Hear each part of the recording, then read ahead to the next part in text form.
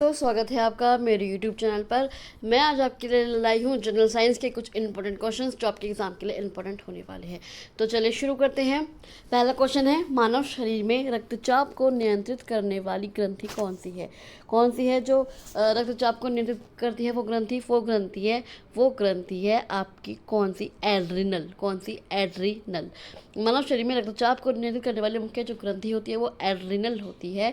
Adrenal ग्रंथियां हमारे दोनों गुर्दों जो किडनीज होती हैं के ठीक ऊपर स्थित होती हैं।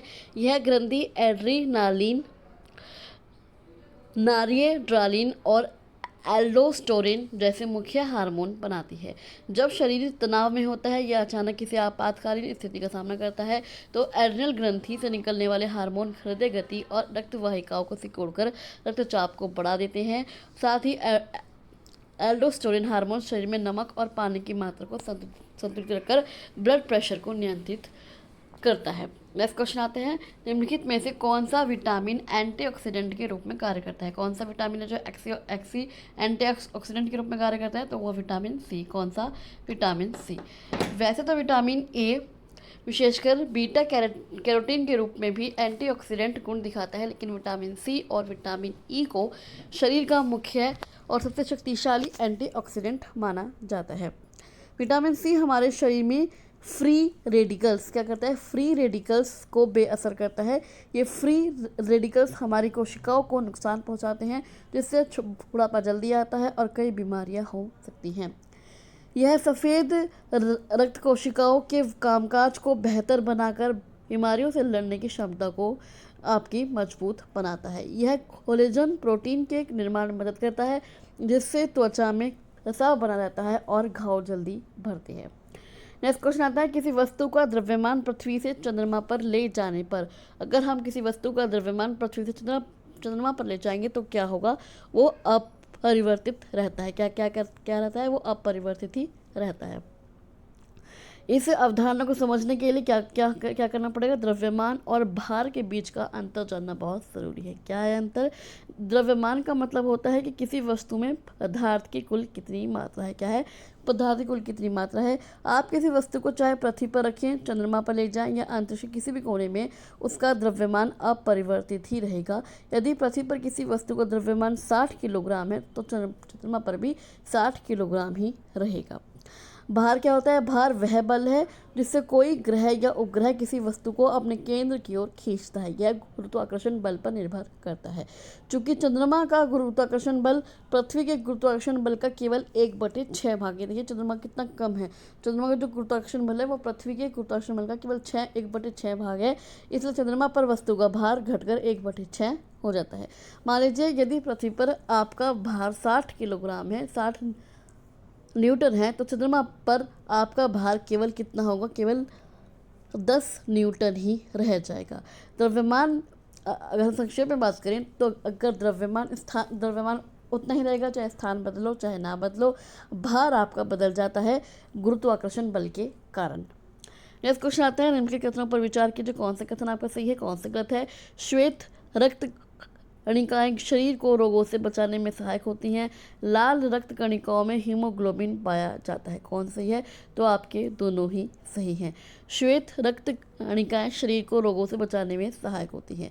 इन्हें शरीर के सैनिक कहा जाता है। इनका मुख्य कार्य होता है शरीर के प्रतिरक्षा तंत्र जो इम्यून सिस्टम होता है को मजबूत बनाना होता है। जब भी कोई बैक्टीरिया, वायरस या हानिकारक रोगाणु शरीर में प्रवेश करता है तो ये उससे लड़कर शरीर को संक्रमण और रोगों से बचाती है।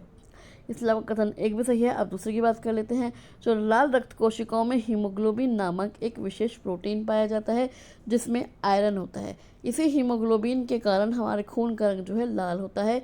इसका मुख्य काम फेफड़ों से ऑक्सीजन को लेकर पूरे शरीर के अंगों और कोशिकाओं तक पहुंचाना होता है। चूँकि दोनों ही बातें वैज्ञानिक रूप से पूरी तरह सही हैं, इसलिए आपका क्या होगा?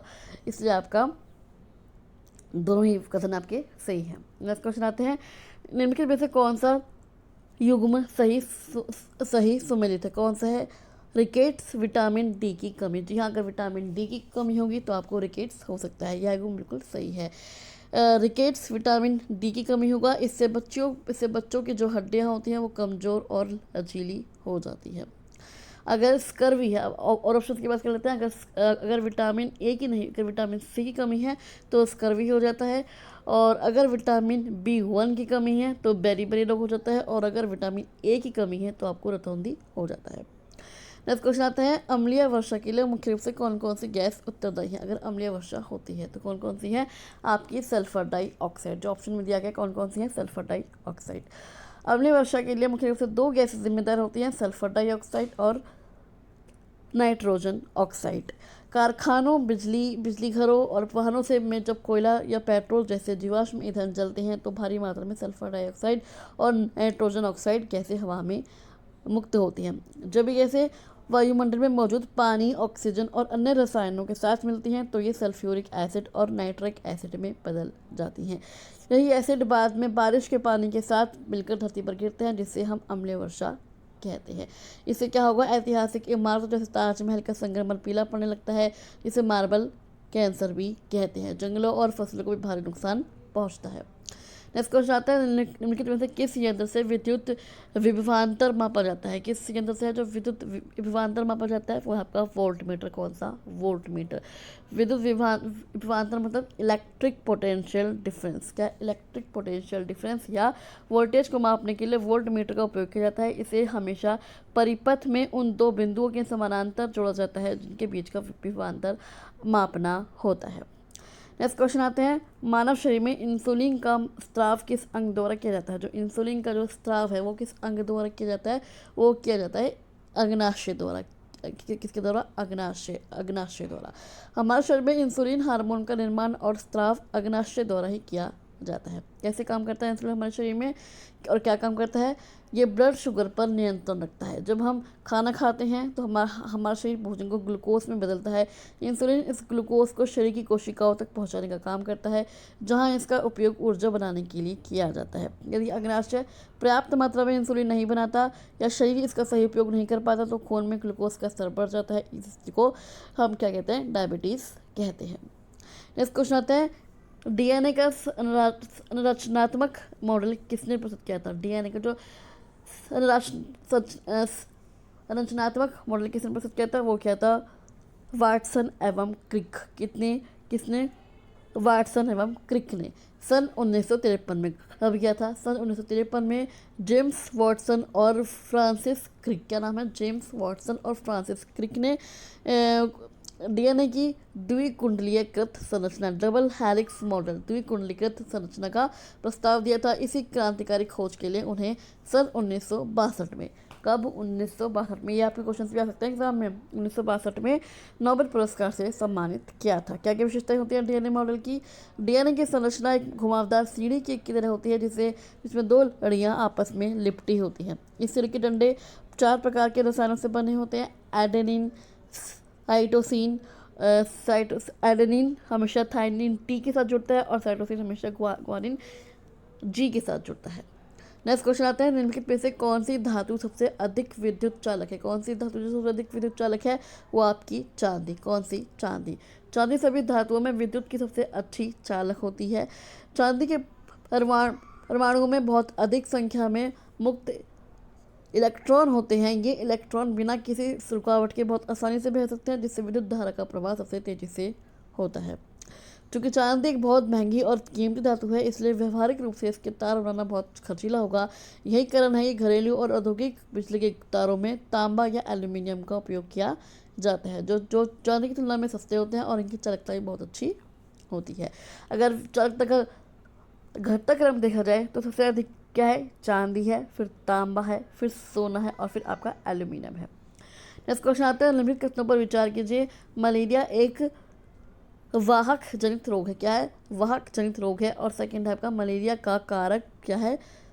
प्लाज्मामोडियम। क्या है? मलेरिया का कारक एक प्लाज्मामोडियम है। तो आपके दोनों ही कथन सही हैं। मलेरिया एक वाहक जनित रोग है। वाहक क्या मतलब होता है? वह जीव जो बीमारी फैलाने वाले कीटाणु को एक बीमार व्यक्ति से स्वस्थ व्यक्ति तक पहुंचाता है। मच्छर के काटने से फैलता है। यह मच्छर केवल इस बीमारी के कीटाणु को एक जगह से दूसरी जगह पर ले जाने का माध्यम बनता है। और मलेरिया का कारक क्या है? प्लाज्मामोडियम है। मलेरिया का असली कारण कोई वायरस या बैक्टीरिया नहीं, बल्कि प्लाज्मामोडियम नाम का एक सूक्ष्म परजीवी है। जब मादा एनीफोलिस मच्छर किसी व्यक्ति को काटती है तो वह अपनी लार के साथ इस प्लाज्मोडियम परजीवी को इंसान के खून में छोड़ देती है, जिससे व्यक्ति मलेरिया से संक्रमित हो जाता है।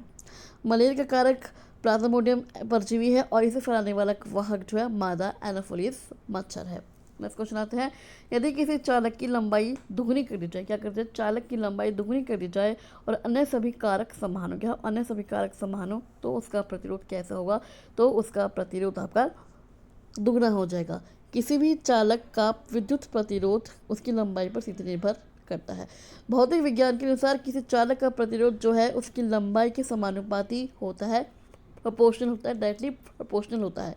इसे हम यदि तार की लंबाई बढ़ाई जाएगी तो प्रतिरोध भी बढ़ेगा, यदि तार की लंबाई घटाई जाएगी तो आपका प्रतिरोध भी घटेगा। मान लीजिए एक लंबी सड़क है जिस पर बहुत सारा ट्रैफिक है, यदि सड़क की लंबाई दुगनी कर दी जाए तो गाड़ी को उस ट्रैफिक से दुगनी दूर तक जूझना पड़ेगा। ठीक इसी तरह जब तार लंबा होता है तो इलेक्ट्रॉनों को बहने में दुगनी बाधा का सामना करना पड़ता है। नेक्स्ट क्वेश्चन आता है, जैव आवर्धन का संबंध किससे है, किसका, जैव आवर्धन का, बायो मैग्निफिकेशन का संबंध किससे है, तो वो आपका है खाद्य श्रृंखला में विषैले पदार्थों के संचय से। क्या है, खाद्य श्रृंखला में जो फूड चेन है विषैले पदार्थों के संचय से। जैव आवर्धन है क्या, जब कोई हानिकारक या विषैला पदार्थ जैसे कि कीटनाशक, डीडीटी, भारी धातुएं पर्यावरण में प्रवेश करता है तो वह जीवों के शरीर में जमा होने लगता है।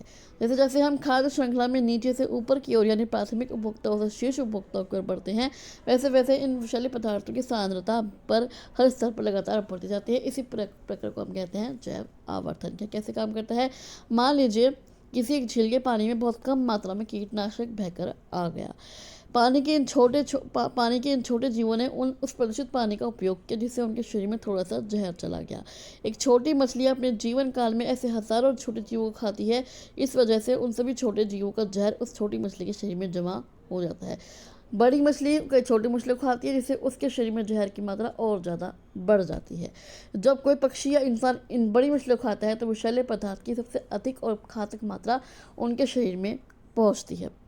ये विषैले पदार्थ कैसे होते हैं, अजैव निम्नीकरणीय होते हैं, यानी ये जीवों के शरीर के भीतर आसानी से नष्ट या उत्सर्जित नहीं होते बल्कि उनकी वसा में जमा होने लगती हैं। तो जैव आवर्धन क्या है आपका कि एक छोटी सी मछली में जमा होने लग गए, फिर बड़ी मछली में, फिर उससे बड़ी जीव में, ऐसे। नेक्स्ट क्वेश्चन आता है, निम्नलिखित में से कौन सा ऊर्जा का नवीकरणीय स्रोत है, कौन सा ऊर्जा का नवीकरणीय स्रोत, वो है आपका सौर ऊर्जा। कौन सा, सौर ऊर्जा। ये ऊर्जा ऐसे स्रोत हैं जो प्रकृति में असीमित मात्रा में उपलब्ध होते हैं और कभी समाप्त नहीं होते। इनका उपयोग करने के बाद इन्हें प्राकृतिक प्रक्रिया द्वारा बहुत कम समय में दोबारा बनाया जा सकता है। इनसे प्रदूषण भी नहीं फैलता।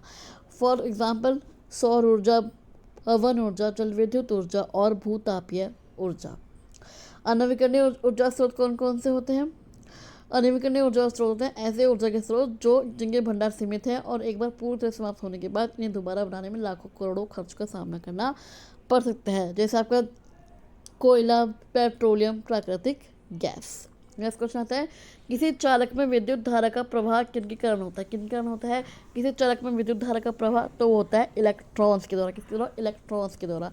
किसी भी ठोस चालक जैसे तांबे, एल्यूमिनियम या लोहे का तार में विद्युत धारा का प्रवाह मुख्य रूप से मुक्त इलेक्ट्रॉन की गति के कारण होता है। क्या है इसके पीछे का वैज्ञानिक कारण, इलेक्ट्रॉनों पर ऋणात्मक आवेश होता है। धातु के तारों में कुछ इलेक्ट्रॉन अपने परमाणु से मजबूती से बंधे नहीं होते और पूरे चालक में घूमने के लिए स्वतंत्र होते हैं। इन्हें मुक्त इलेक्ट्रॉन कहा जाता है। विज्ञान की भाषा में कहें तो आवेश के प्रवाह की दर को क्या कहता है, विद्युत धारा की आवेश के प्रवाह की दर को विद्युत धारा कहते हैं। जब किसी चालक तार को बैटरी एक बिजली की तार से जोड़ा जाता है तो यह मुक्त इलेक्ट्रॉन एक निश्चित दिशा में धरने लगते हैं। तो चलिए आज के लिए बस इतना ही। मैं आपसे मिलती हूँ अगले वीडियो में। आई होप आपको वीडियो अच्छी लगी। इस वीडियो को लाइक कर दीजिए, शेयर कर दीजिए और उसको सब्सक्राइब करके ज़रूर जाएगा। चलिए मैं आपसे मिलती हूँ अगले वीडियो में, तब तक के लिए थैंक यू सो मच।